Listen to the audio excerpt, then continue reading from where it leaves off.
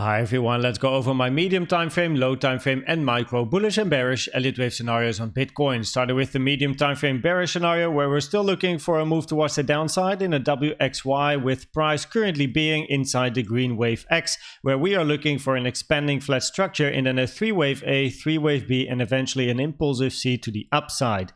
In this particular scenario, wave B bounced perfectly in the most common target area for wave B, which is between the 1.236 and the 1.38 Fibonacci, taken from the low of W to the high of wave A. And the target area for wave C is this white box over here, which is sitting between 28.9k and 30.4k. And there's two interesting confluences in that area.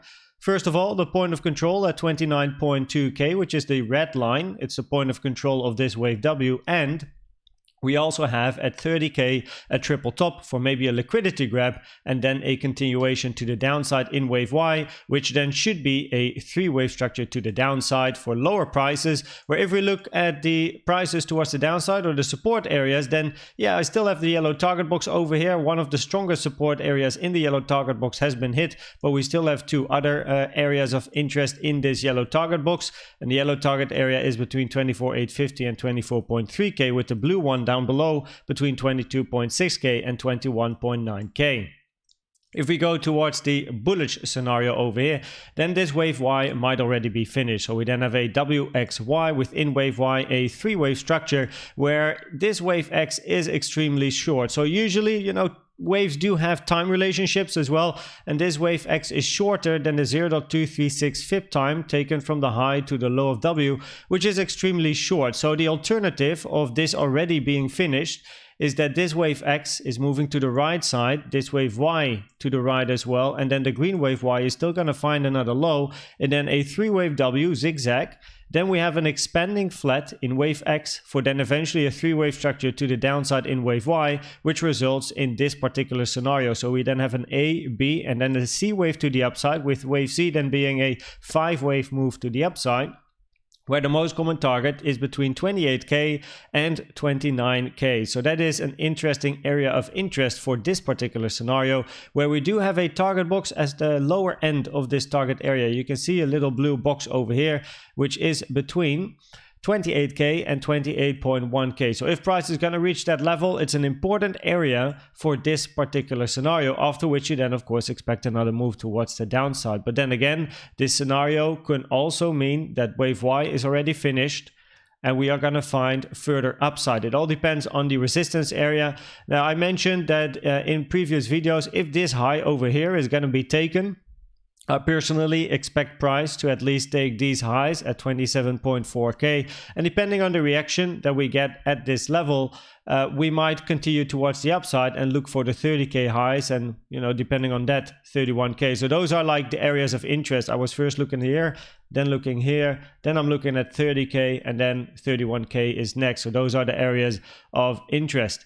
If we then go to the low time frame bullish scenario with the bearish one just shown in an ABC, right, for then continuation to the downside. In the bullish scenario, however, we are just continuing towards the upside. So this 5-wave structure to the upside is then only the beginning of a continuation. So we then have a 5-wave move to the upside in a wave 1 or A, followed then by a wave B or 2, for then eventually continuation in a wave 3 or a wave C. Now in this particular scenario, we then counted this as a 1, 2, 2 retracing to the golden pocket, which is nice, 3, 4, sideways 4, 5, with wave 4 then bouncing on the 0.236 taken from the low of 2 to the high of 3. Then we have 4 and then looking for 5. Most common target area for wave 5 is between the 1.236 and the 1.618, which is where price is right now.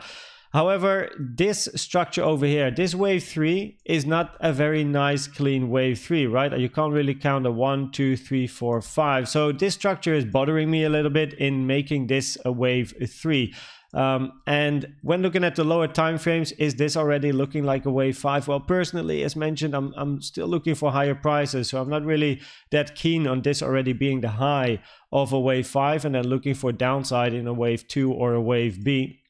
after which this then is a wave 1 or a wave A. So we have to wait and see how that pans out. But if we, if this is the high, then taking fibs from the low to the high of 5, most common target area for wave 2 is between the 0.5 and the 0.786, which is between 25.9k and 25.2k, with wave B having the common target areas of all of these. So also the 0.382, which is a rare target for 2, but common for B, and the 0.886 is common for B, but also rare for wave 2.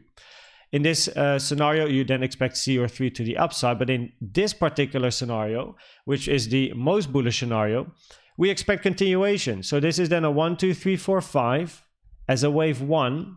Then we have a wave 2, 3-wave structure bouncing on the 0.236. That's extremely bullish. It's very, very rare as well. It's not even in my Fibonacci targets. Like if I pull for a wave 2, for example, if I over here show the targets and then click on wave 2, you will see that the 0.236 is the minimum target I have, and that one is already rare. The 0.236 is very rare for very shallow targets and very, very bullish market structure.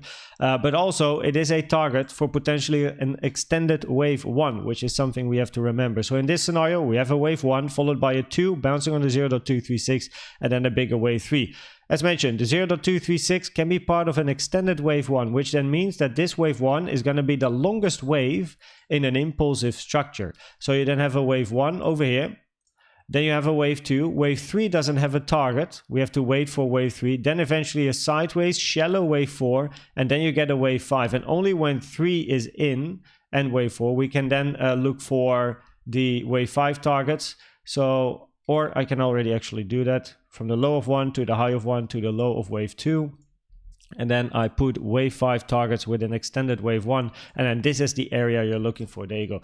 So this is the area between the 0.618 and the 0.786. This is an important area. In case this is an extended wave 1, then you expect a 2, 3, 4, and eventually a 5 for then a move towards the downside. You don't really see an extended wave 1 very often in an impulsive structure. So that is something to remember. What is quite interesting is that this area though is in confluence with the double top that we have over here around 27.4k. So we could wick in this area, grab the liquidity, and then move towards the downside. But hey, I already mentioned this is the next area of interest for me, and we'll have to wait and see what price is going to do over there, right? Then on the micro, there is two scenarios. I have the very bullish scenario, which is this one over here, and the bearish scenario, where in this particular case, we're then looking for a wave 1, 2, and then this move to the upside yesterday is another 1, 2. So it's a 1, 2, 1, 2, and then you expect a bigger 3 towards the upside, right? You want to see volume kick in, you want to see price moving towards the upside.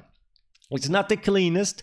It's like over here, like, is this a 3-wave structure? Might it be somehow a 5-wave move? You know, Elliott waves at the moment, or the waves that are being formed, are not the clearest. Also, if we look at the lower time frames, yesterday I was like, well, you know, this can be an A, B, C expanding flat, but this wave B is so extended. If you take a fib from the high of 1 to the low of 1 and you put it on the expanding flat targets, you can see it even passed the 1.618 rare target. It closed candles above, which is not nice at all, right? It lowers the probability for this being a 1, 2, and then a bigger 3. But in the end, price just moved towards the upside, which was the alternative we have. And, you know, that's why you have alternative scenarios in case that happens.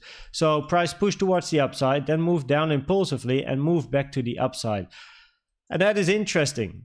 So we then have potentially this 1, 2, 1, 2 looking for further upside. And in the bearish scenario, is this a wave 5? Can we count this as a wave 5? You know, like, it's quite difficult. I've been looking at it, and then, yeah, is this then a 1, 2, 3, 4, 5? It's the most awkward diagonal, you know, ending diagonal I've seen here.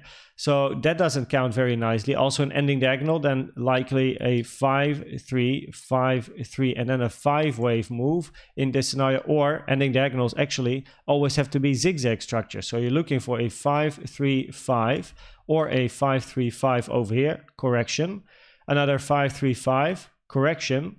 And then another 5, 3, 5. That might actually be a possibility, even though this is very extended.